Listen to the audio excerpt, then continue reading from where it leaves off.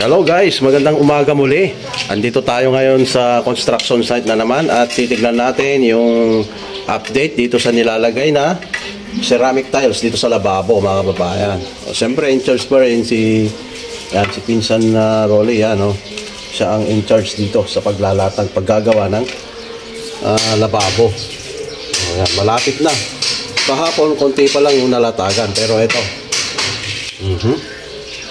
Marami nang natapos. Baka hopefully matatapos na yun ito, mga kababayan, ng maghapon. Kasi ito, didiskartehan pa itong mga gilid-gilid dito, yung pinaka-edges. Ito ang lalagyan. Tapos meron silang ito nilagay na ganito, oh. Yan, stainless.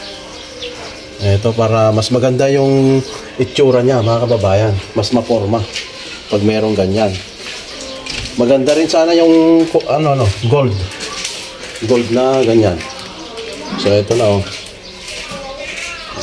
Matatapos siguro ito kapag tuloy-tuloy. Kaya lang hindi tayo, kulang tayo ng dalawang tiles, ceramic tiles. Ayan, kulang. Kaya kailangan natin bibili mamaya para matapos ito, mga babayan. Ito. Ayan. Huli, matatapos nga ito. So, ayan. Mga kababayan, ito yung update ng ating ginagawa dito sa lababo. Ayan. Ito na, mga kababayan, yung update natin sa paglalagay ng ceramic tiles dito sa lababo or lavatory, mga kababayan. So, ayan. Naglagay lang ng adhesive. Ito na yung kahapon nag-umpisa ito. Oh. Malapit nang matapos, nalatagan na. And then ito, naglagay sila ng anong tawag nito? Insan? Tile trim. Ha? Tile trim. Oh, dito na may pinaka-edges niya, merong stainless na nilagay para mas maganda yung yung looks nito, mga kababayan.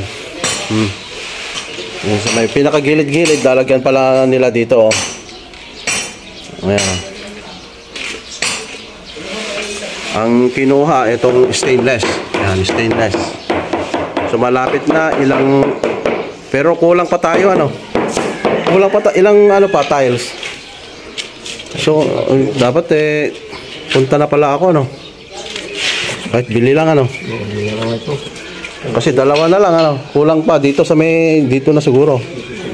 Diyan sa may gilid yung ilalagay dito. Ito, iga-grinder na lang mamaya siguro, puputulin ng grinder, mga kababayan, para mas maganda ang view nito. Ayan.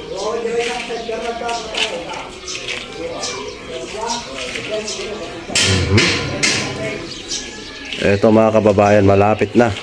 Siyempre ang in charge pa rin dito si Pinsan Rolly. Ayan, siya yung naglalagay, mga kababayan. Malapit na niyang matapos ito, ipipinis. Then ito, pinakasangga niya rito yung concrete. Hollow block pa rito, Oo. Pero dito hindi nalalagyan ng rito, tiles. Hindi na. Basta finishing lang. Dito, malagyan ng tiles dito. Yung dito sa banda rito. Kaya baka kulang pa yung isa. Baka dalawa. O, yan. Yan si Pinsan Rolly, talagang well experienced na ito sa paglalagay ng tiles kasi yan, marami na silang nagawang ganito. Malalaking bahay, ha? May mga building pa na malalaki. Yan. So ilang years of experience na, sabi mo na lang mga 20 years siguro. Pero nung una, ba't anong trabaho mo noon? Nung 20 years ka lang sa farm?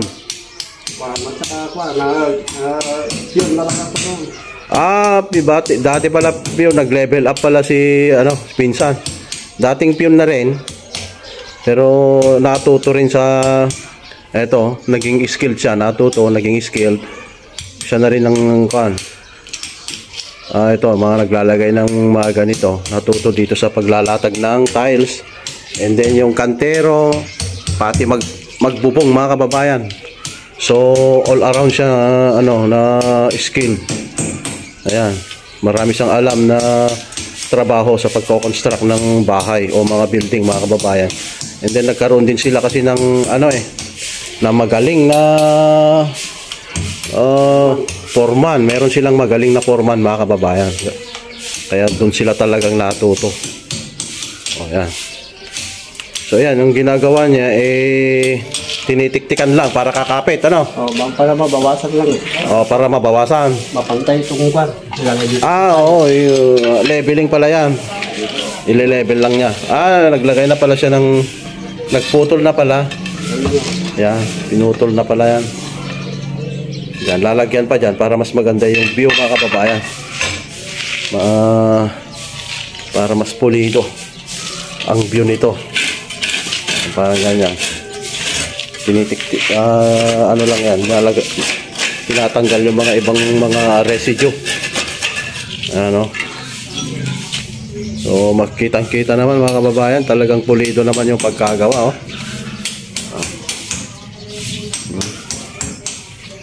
Ayan.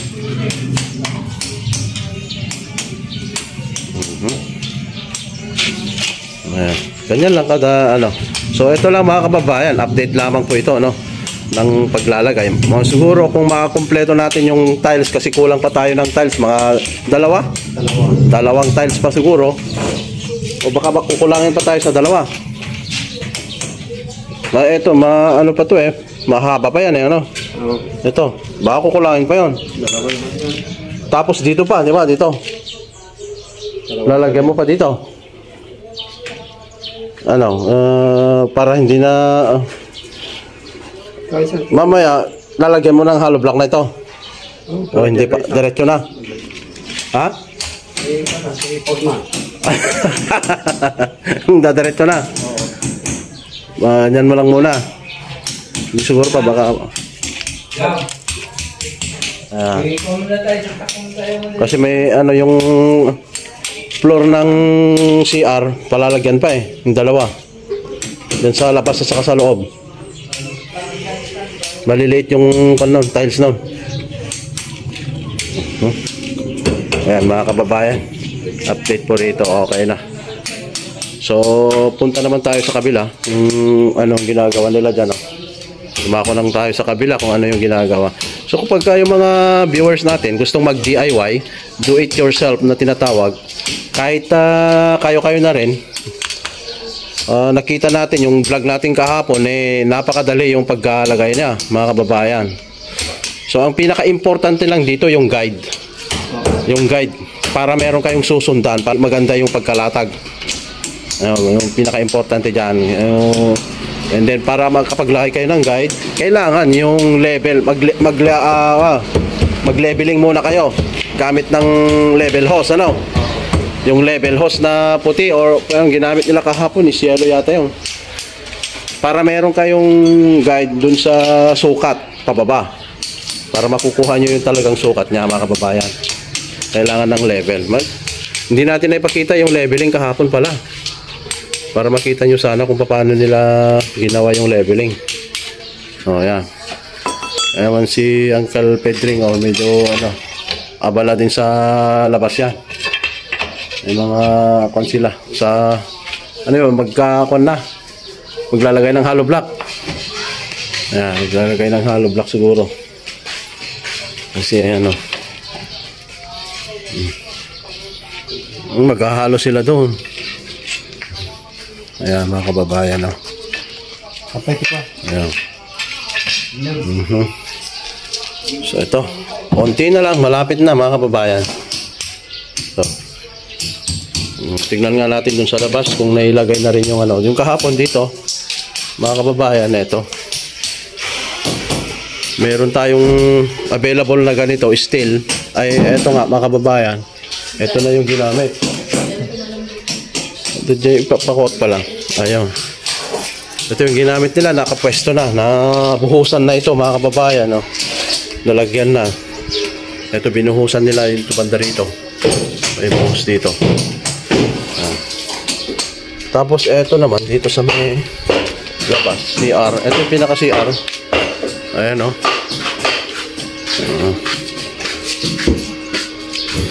Naipesto na rin yung plastic na hamba mga kabayan, no? Para dito sa CR. Ayan. So, eto lang muna mga kababayan ang ating update sa araw na ito. Ayan. At tayo pa ay magluluto para natin yung kanilang ulam. Luluto natin yung kanilang ulam mga kababayan. Siyempre pa ito. Titingnan natin kung toad. If it is already toad, ito. Kasi dapat magiging malambot na. Ito. Siyempre papaitan ito mga kababayan. Kaya masarap ito papaitan. Ayan. Papaitan yan. Yan. Yan ang iluluto nating ulam nila ngayong tanghali. Iluluto na natin ito para malambot na mamaya. Kasi mahirap kapag hindi pa malambot mga kababayan. Ayan mga kababayan, magluluto tayo. Pinapaitan. Ito yung kanilang ulam ngayong tanghali. Palalambutin na natin para sakto mamayang tanghali kasi baka makunat ito. Matagal palambutin masyadong tanghali na kapag kakain sila. Pag hindi malambot ito hindi natin mapalambot kaagad mga kababayan para naka-ready na. Alright. So yan mga kababayan, maraming salamat sa panonood sa ating vlog. And sana ay always tayong nasa mabuting kalagayan at healthy po palagi. Alright, mabuhay and God bless po mga kababayan.